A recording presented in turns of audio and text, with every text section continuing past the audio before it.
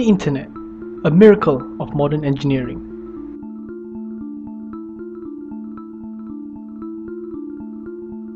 The ant, a tiny, humble worker.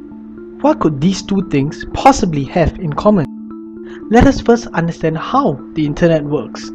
Internet uses a protocol called the Transmission Control Protocol, or TCP, to transfer data. A computer first sends a data packet and waits for an acknowledgement reply from the recipient.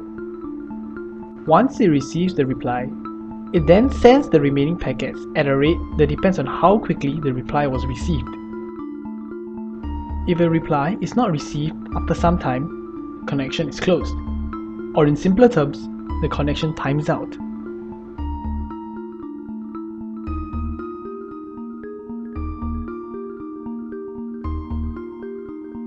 Following this simple rule, each and every of the billions of personal computers, servers, and mobile phones on the Internet is responsible for minimizing network congestion.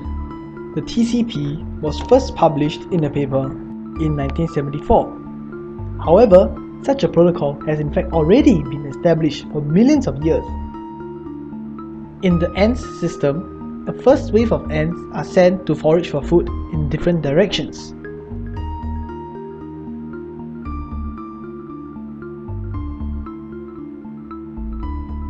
When one returns, it conveys certain information about its journey by touching the antenna of the next forager ant.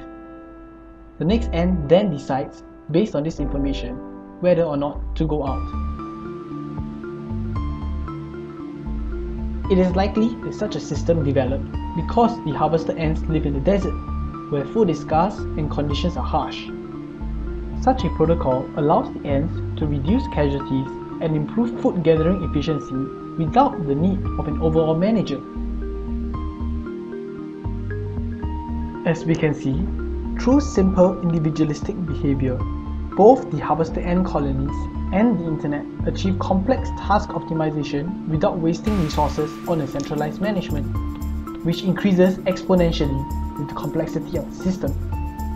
In conclusion, despite our current state of technology, we can still learn so much more from nature. Nature is indeed one of our best engineering teachers.